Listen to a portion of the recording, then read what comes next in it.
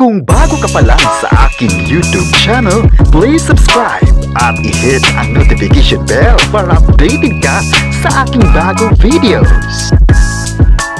Kim Chiu at Paolo Avellino patuloy na inaabangan ng ganap sa showbiz. Direktor ng The Alibi may pahayag sa publiko. Ang buong detalye, alamin!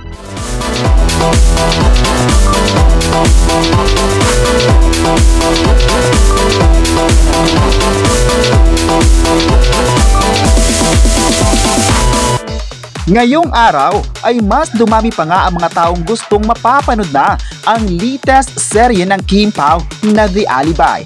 Ang The Alibi ay papalabas sa Kapamilya Channel na hanggang ngayon ay usap-usapan na nga sa online world. Marami sa ngayon ang gigil na mapapanood ito sa TV screen.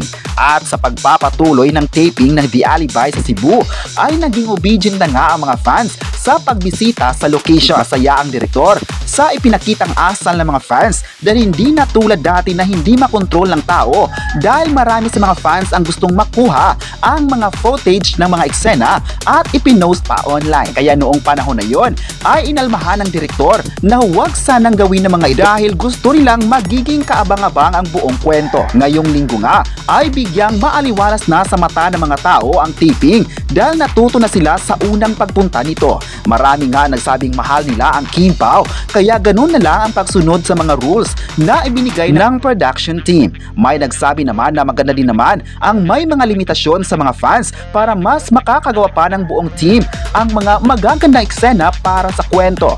Marami nga ang na-excite sa mga bagong eksena na nakunan dahil tuloy bigay ang mga bida nito. Makikita nga na mas intense na ang mga kukunang eksena kay Stella Marie at Vincent pati na ang ibang cast members. Kaya ayon pa ng direktor, nagpapasalamat siya sa mainit na pagtanggap ng mga tao sa Cebu para sa pagpapatuloy ng kanilang taping. Sana raw ay abangan pa ng mga tao at maging mga viewers ang The Alibi ng ABS-CBN. May mga fans ngayon na nagsabing magaling talaga ang buong production dahil bigay kung bigay sila ng effort para lang makagawa ng napakagandang serye sa bansa. Malaki kasi ang expectation ng tao sa serye na ito na bagay na ipinaghandaan ng lahat.